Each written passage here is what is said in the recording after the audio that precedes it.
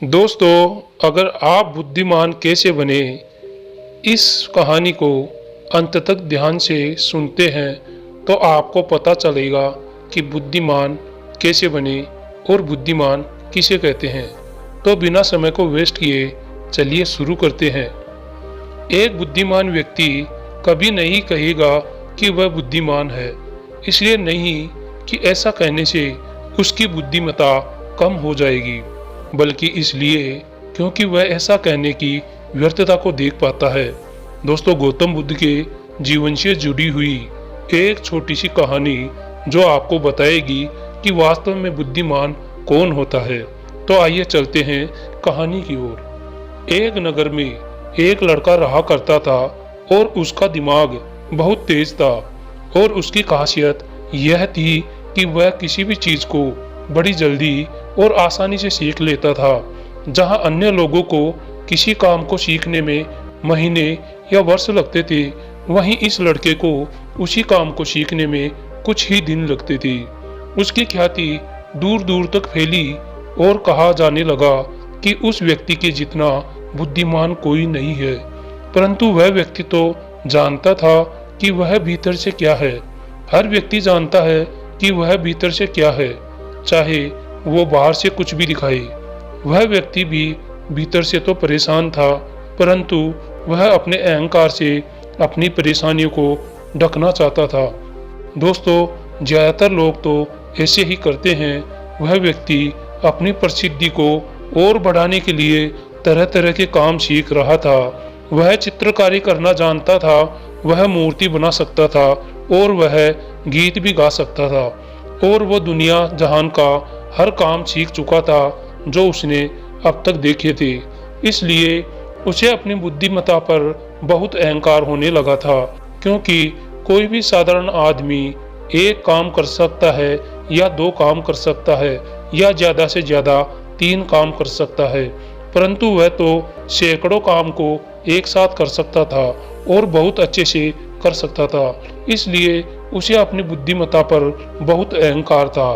वह इस बात को अंदर ही अंदर मान चुका था कि उसके जितना बुद्धिमान इस दुनिया में कोई भी नहीं है। फिर एक दिन उसका सामना गौतम बुद्ध से होता है। उसे वह पहली बार देखता है। उसे पहली बार एक ऐसा व्यक्ति दिखाई देता है जिससे उसे ईर्ष्या होने लगती है। अब तक उसने ऐसे लोग देखे थे जो उससे खुद से ईर्ष्या करते थे, और जहां ईर्ष्या होती है वहां तुलना का होना निश्चित है। वह व्यक्ति अपनी तुलना गौतम बुद्ध के साथ करना शुरू कर देता है। वह देखता है कि बुद्ध के पास तो एक भिक्षा का कटोरा है, और लेकिन उसके पास धन की कोई कमी नहीं है।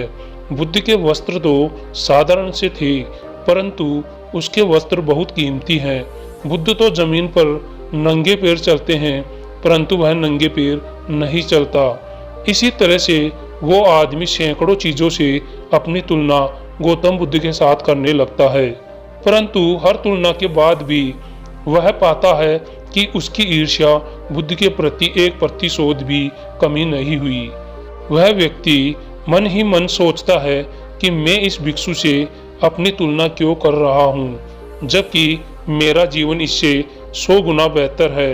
लोग भी बुद्ध का सम्मान कर रहे हैं, आखिर इसके भीतर ऐसा क्या है जो मुझ में नहीं है और जिसके कारण मेरे भीतर इसके प्रति ईर्ष्या है। बहुत देर अपने मन में उलझे रहने के बाद वह व्यक्ति तय करता है कि वह बुद्ध के पास जाएगा और उनसे पूछेगा कि उनकी उपलब्धि क्या है। वह व्यक्ति अपने सेवकों के साथ बुद्ध के पास जाता है और उनसे कहता है कि मैं इस इलाके का सबसे बुद्धिमान व्यक्ति हूँ, और आप अपने आसपास जो भी देख रहे हैं मैं वो सब कुछ करना जानता हूँ। किसी भी कार्य को सीखने में मुझे बहुत कम समय लगता है। सभी लोग मेरा सम्मान करते हैं, परंतु इस सब के बाद भी मेरे भीतर आपके लिए ईर्ष्या है। मैं यह जानना चाहता हूँ कि आपकी उपलब्धि क्या है। ये सब लोग आपका आदर सम्मान क्यों कर रहे हैं। उसके बाद बुद्ध कहते हैं कि वैसे तो मेरी कोई उपलब्धि नहीं है, परंतु तुम कह सकते हो कि मेरी एक उपलब्धि है। वह व्यक्ति पूछता है कि क्या मैं जान सकता हूँ? तो फिर उसके बाद बुद्ध ने कहा कि मेरी एक उपलब्धि है कि मैं सभी उपलब्धियों को छोड़ चुका हूँ। वह व्यक्ति बुद्ध से पूछता है कि मतलब मैं कुछ समझा नहीं। बुद्ध उस व्यक्ति से कहते हैं कि क्या तुम्हें प्रशंसा अच्छी लगती है? वह व्यक्ति कहता है कि प्रशंसा तो सभी को अच्छी लगती है। उसके बाद बुद्ध कहते हैं क्या तुम्हें निंदा अच्छी लगती है? तो वह व्यक्ति कहता है भला इस दुनिया में कौन है जिसे अपनी निंदा अच्छी लगी। उसके बाद बुद्ध कहते हैं कि जो तुम्हें अच्छा लगता है और जो तुम्हें बुरा लगता है, मैं इन दोनों से भी ऊपर उठ चुका हूँ। ना मुझे निंदा सताती है और ना ही मुझे अपनी प्रशंसा प्रसन्न करती है। बस यही अंतर है तुम में और मुझ में। और उसके बाद वह व्यक्ति बुद्ध से कहता है परंतु यह कैसे संभव है? बुद्ध मुस्कुराते हैं और उस व्यक्ति से कहते हैं कि तुमने सैकड़ों काम सीखे, लेकिन एक सबसे जरूरी काम जो तुम सीखना भूल गए। वह व्यक्ति बुद्ध से पूछता है कि कौन सा काम बुद्ध, मुझे बताइए।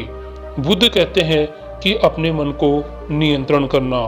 क्या तुम्हें आता है अपने मन को नियंत्रण करना? बुद्ध की वह बात सुन वह व्यक्ति समझ जाता है कि ईर्ष्या का मेन कारण यही था।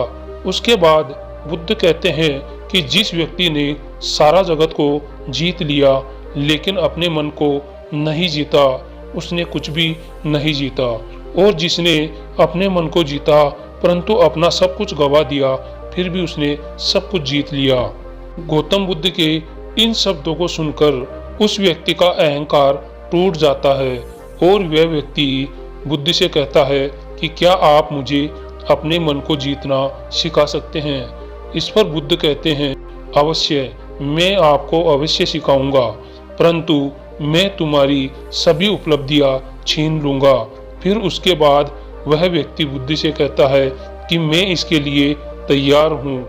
उस दिन से वह व्यक्ति ध्यान करना शुरू कर देता है, क्योंकि दोस्तों ध्यान ही वह तरीका है जिससे आप अपने मन को अपने वश में कर सकते हैं। तो कैसी लगी हमारी यह कहानी? अगर आपको हमारी कहानी पसंद आई हो तो हमारे इस चैनल को सब्सक्राइब करके लाइक और कमेंट जरूर करिएगा।